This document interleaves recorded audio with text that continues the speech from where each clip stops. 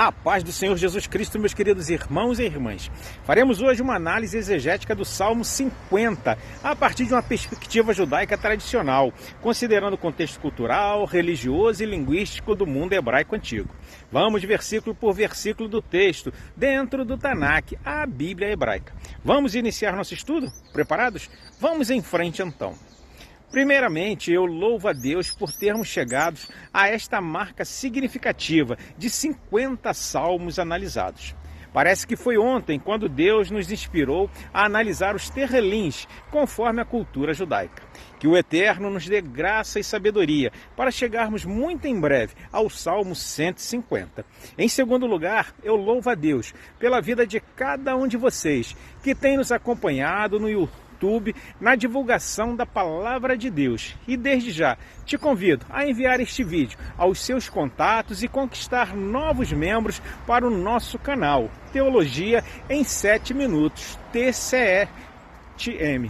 Vamos iniciar nosso estudo? Pois bem, o Terrelim 50 é atribuído a Asaf, figura levítica ligada ao culto do templo, conforme 1 Crônicas 16, 4 a 7 e 2 Crônicas 29, 30. Na tradição judaica, Asaf não é apenas um músico, mas um porta-voz profético, alguém que interpreta o culto à luz da Torá. Diferentemente de salmos de lamento ou louvor pessoal, o Salmo 50 assume a forma de um processo judicial, riv, em hebraico, no qual Deus é simultaneamente juiz, acusador e testemunha. Trata-se de um salmo didático profético, cujo objetivo é corrigir a compreensão equivocada do culto sacrificial. Didática e teologicamente, podemos dividir este terrelim em 4 partes. Primeiro, dos versos 1 a 6, a teofania e convocação universal. Segundo, dos versículos de 7 a 15, a correção do formalismo sacrificial. Terceiro, dos versículos de 16 a 21, a repreensão da hipocrisia ética. E quarto, os versos 22 e 23, a advertência e conclusão sapiencial. Claramente podemos perceber que essa progressão revela que o problema central não é a existência dos sacrifícios, mas a dissociação entre o culto e a vida ética. O primeiro versículo diz: o Deus dos deuses, o Senhor, El Elohim Yerivá, falou e convocou a terra. A tríplice designação divina, El Elohim Yerivá, reforça a soberania absoluta de Deus. El representa poder, força. Elohim é o juiz supremo. E Yerivá é o Deus da aliança. Segundo o Midrash Terrelim, essa tríade indica que Deus fala como Criador, Juiz e Deus da aliança. No segundo verso temos Sião como centro teofânico.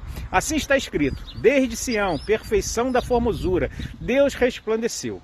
No pensamento judaico, Sião não é apenas um local geográfico, mas o eixo da presença divina, a Shekinah.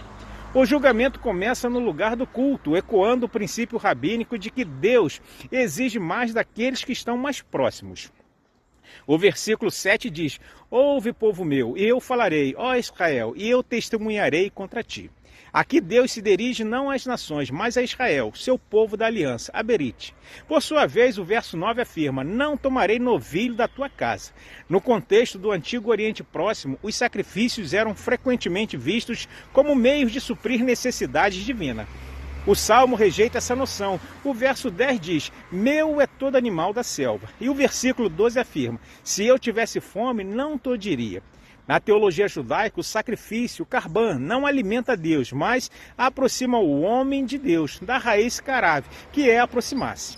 No versículo 14, lemos como deve ser o sacrifício correto. Oferece a Deus sacrifício de ações de graça, uma zebahá todá. A tradição rabínica entende que Todá envolve reconhecimento, gratidão e submissão, e que a oração e a obediência substituem o sacrifício quando esse se torna vazio, conforme Oséias 6,6. O Talmud Menahor 110a afirma que todo sacrifício cessará, exceto o sacrifício de gratidão. Os versos de 16 a 21 tratam da hipocrisia ética e do uso indevido da Torá. O verso 16 diz: mas ao ímpio diz Deus, que tens tu que recitar os meus estatutos. Aqui o problema não é a ignorância da Torá, mas o uso indevido dela. Alguns pecados são destacados, como por exemplo o roubo, adultério e falsidade, lidos nos versículos 18 e 19, e a calúnia contra o irmão no versículo 20. Segundo o sábio Rashi, o maior pecado aqui é a dissonância entre estudo da Torá e a prática moral, algo severamente condenado no judaísmo. No versículo 21, lemos: "Pensavas que eu era semelhante a ti." Essa é uma crítica direta à antropomorfização moral de Deus, isto é, projetar nele a própria permissividade humana. Os versículos 22 e 23 nos trazem uma advertência final e uma síntese teológica. Lemos no verso 22, "Considerai isto, vós que vos esqueceis de Deus." O verbo sarrar, em português esquecer, na Bíblia hebraica não significa perda de memória, mas negligência ética. O derradeiro versículo nos mostra o caminho aceitável diante de Deus. Eis o que está escrito: "Aquele que oferece sacrifício de louvor me glorifica, e ao que ordena bem o seu caminho, eu mostrarei a salvação de Deus." No judaísmo, salvação, a Yeshuvá, não é apenas escatológica, mas experiencial, manifestada numa vida alinhada com a vontade divina. Por fim, o Terrelim 50 ensina que o culto sem ética é abominação a Deus, que sacrifícios são meios pedagógicos, não fins em si mesmo, que a verdadeira devoção envolve gratidão, fidelidade, aliança e justiça social, e que Deus exige coerência entre Torá, culto e vida. O Midrash Terrelim resume este salmo com a seguinte expressão: "Não é altar que Deus procura, mas o coração que se curva diante da verdade." Chegamos assim, meus irmãos, ao final deste vídeo. Esperamos que este estudo do Salmo 50 motive cada um de vocês a nos acompanharem na análise dos salmos seguintes. No próximo vídeo analisaremos o Salmo 51. Enquanto isso, acessem nosso canal no YouTube. Assistam, compartilhem, comentem e se inscrevam para serem avisados todas as vezes que lançarmos um vídeo novo. Fiquem com Deus e que Deus os abençoe em Cristo Jesus.